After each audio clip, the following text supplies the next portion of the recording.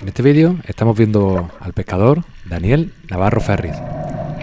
Este gran pescador, muy experimentado, lo vamos a ver bajar a la profundidad de 37 metros. Ya tenemos en el canal unos buenos vídeos de él, pero este se va a tratar sobre todo de un mero que pesó 12 kilos y que lo captura en una piedra que es súper complicada. Se trata como una especie de coral o algo que no sé muy bien, ya que tiene muchos boquetitos por diferentes puntos y que a los pescados le viene perfecto porque se pueden refugiar perfectamente en esa piedra. Aquí en nuestra zona hay una zona parecida que nosotros le tenemos puesto con el nombre de queso gruyère, ya que tiene muchos boquetitos, como si fuera ese queso. Pues mirad, ya lo tenemos en el fondo, a 37 metros, y delante, en esa piedra, ese grupo de corvas de buen tamaño. Pero Daniel está viendo ahí dentro que se está moviendo un mero. Pero daros cuenta, dentro la cueva es hueca y tiene todos esos boquetitos que se van comunicando unos con otros. Es como si se tratara de un gran coral o algo parecido, que ha ido creciendo y dejando esos pasillos. Y estas corvas lo utilizan de vivienda junto con ese mero. A 37 metros de profundidad y disparar a un mero en un boquete tan pequeño, eso no lo hace cualquiera. La verdad que hay que tenerlo muy claro, saber bien qué es lo que haces, ya que siempre sabemos que no merece la pena disparar a un mero, matarlo y dejarlo dentro de la cueva para no poder sacarlo. Eso no sería de buen pescador. Pues ya lo tenemos aquí arriba.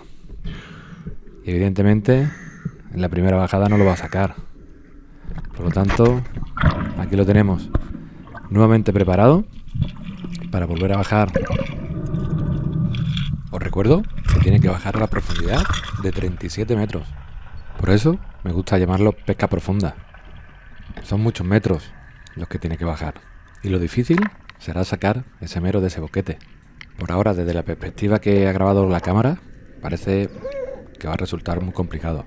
Espero que el tiro sea en la cabeza, porque como está un poquito en el lateral y se le quede dentro doblado, va a ser imposible que salga. Ahí podemos escuchar que le está costando compensar. Es muy profundo y hasta la cámara recoge ese sonido. Pues podemos ver que la piedra está totalmente todavía llena de barro. Eso me indica que el mero probablemente está vivo, porque se está moviendo y por eso continúa todo el rato echando polvo. Y ahí le ha pegado el segundo disparo. No se ve muy bien si es en la cabeza o no, pero el boquete es muy estrecho. Por lo tanto, va para arriba. Hay que buscar el sacamero. Y ahí lo tenemos, con el gancho y nuevamente para abajo. A ver si en esta ocasión con ese gancho lo consigue coger de la boca. De esa manera lo doblará para que de cara sea más fácil sacarlo. Y a ver si con suerte con ese segundo disparo el mero ya esté muerto y se quede más quieto. De esa manera, al llegar, seguramente ya la piedra esté mucho más nítida y podamos ver mejor a ver si la cabeza está ahí, porque todavía no sé muy bien dónde la ha dado. Quizá él, con la perspectiva suya, quizá sí que sepa cómo le ha dado bien el disparo o no. También podéis escuchar la alarma del reloj. A estas profundidades todo pita. Y efectivamente, el mero está más quieto y ahí está la cabeza. Lo tiene bien situado para sacarlo.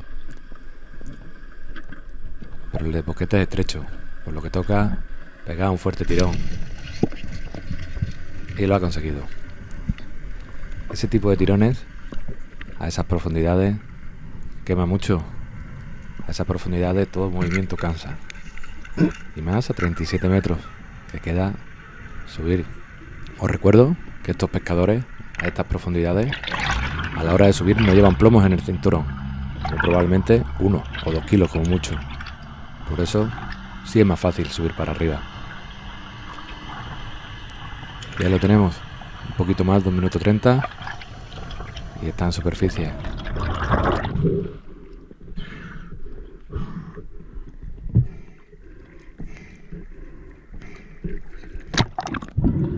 Podemos escuchar cómo ha llegado de cansado, ¿eh? Y voy a ir recortando un poquito el vídeo para que no se nos haga muy largo, ya que subir todos esos metros del mero os iba a aburrir. Y aquí lo tenéis, ya casi arriba. Mirad qué buena pieza, ¿eh?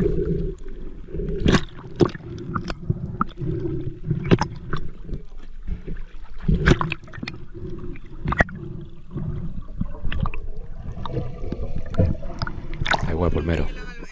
Sí, mátalo tú, tío.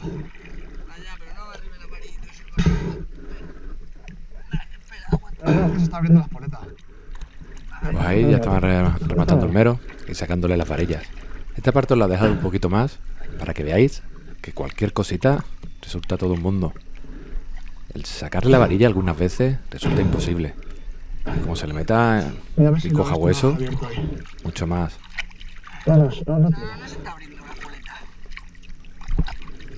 Ahí lo tenéis como hay que ir girando y buscando el hueco. Pero aún así, a veces te pasa media vida hasta que consigues sacarlo. Mirad, un pulpo ha vomitado. Anda que no estará bueno el mero. Viendo lo que come. Espera, que la veo yo de aquí. Espera, ahora, dale para atrás. Mirándola. Joder, tío. Pues nada, lo consiguieron. Y ya tienen el mero arriba. Enhorabuena, Dani. Buah, te meto una paliza. Un gran mero. Y para finalizar, vamos a poner una esperita más. No se lo iba a dejar el mero ahí en el vídeo. Aquí lo vemos como ha llegado al fondo. Un fondo bastante plano, con piedras y un poquito de cascajo. Esta zona, con ese alga que estoy viendo en el fondo, ese alga que nos tiene el estrecho matado. Parece ser que Dani ha venido a pescar a nuestra zona. Lo podéis escuchar como está haciendo ruidos guturales con la garganta. En muchas zonas, realizar ruidos mientras pescan intentan evitarlo por todos medios. Y en cambio nosotros, para este tipo de espera, lo que hacemos es ruido. Para aprovechar la curiosidad de los peces y que vengan, sobre todo de las hurtas. Tienen una entrada inconfundible y preciosa. Como estas hurtas que le van a entrar desde lejos y que él va a disparar a una. Aunque nos corta la imagen al subir, por lo tanto, ya despido el vídeo, que espero que os guste y me pongáis vuestros comentarios qué os ha parecido. Y si dispararíais a un mero dentro de una piedra así de difícil.